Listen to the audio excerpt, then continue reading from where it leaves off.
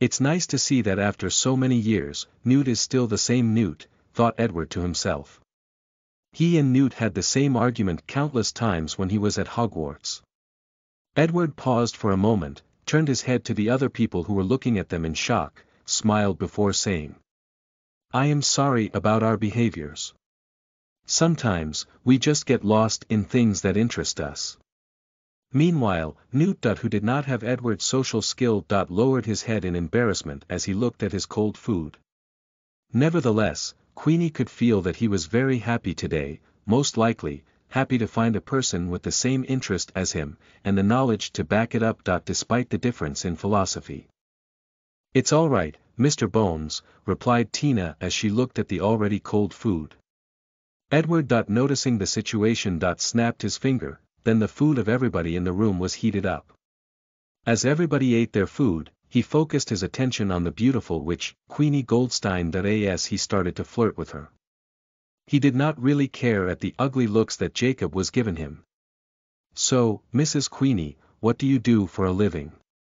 "Just call me Queenie. I work in the work permit office, spending most of my days making coffee or unjinxing the Johns. It's a shame to let such a talented witch such as yourselves do such a menial job." Queenie gave a deep look at Edward before saying, "Most people see my beauty before they see my talent. You are a different kind of wizard, aren't you, Mr. Bones? You can call me Edward." "And a lot of people have said these words to me," replied Edward with a charming smile on his face. "Mr. Bones, how do you feel about the rise of Grindelwald?" suddenly asked Tina. She finally noticed that something was wrong. First, she let Edward inside her house too easily. Second, Edward knew all of their names without any of them introducing themselves. Adding to that the way that he can so easily use wandless casting, this proves that this young wizard that she let inside her house is possibly a very powerful wizard. Meanwhile, Edward stopped talking to Queenie, looked at her big sister before saying, "It does not matter what I think. What matters is the fact that since so many wizards are willing to show their support to him, it showed that many people share his views and beliefs. This should be enough for different leaders in different countries to come together and discuss whether to change the status quo of wizards in this world. Unfortunately, we all know that such a thing will not happen. As a result, for the next few years, the entire wizarding world will be embroiled in war under the leadership of a powerful wizard like Grindelwald." "Grindelwald will be stopped," replied Tina, full of certainty. "You are wrong, Miss Tina. The only person that can stop him is Albus Dumbledore, but it seems that he has no intention of doing so." "Maybe he has his reason," suddenly said Newt. "Maybe he has. But this will change anything, will it?" replied Edward back. After that, all of them had a slightly joyous meal, with Edward spending the majority of time flirting with Queenie, and she, flirting back. Afterwards Edward said to her, "Queenie, this was the best meal I had in a very long time." Then he said his goodbye with everyone and returned to his hotel room. There, he started to review all the benefits he got tonight. The main reason that he approached Newt was because he wanted to get his knowledge about Obscurus. Especially how he separated them from a person's body. Just like he did to the child in Sudan. During his brief argument with Newt, he briefly mentioned Obscurus. Then, once the memories of that night appeared in his mind, Edward was able to get all the information from him. He had always wanted to do such a thing to Old Man Newt. Unfortunately he was also very adept at occlumency. Edward guessed that after his experience with Queenie, Old Newt decided to learn occlumency. Of course Edward could have still read his memory, but he could not do it so sneakily without him knowing, like he did today at dinner. After all, Edward still had to behave a certain way in society given his status and reputation. And forcibly reading a person's memory was not acceptable behavior. A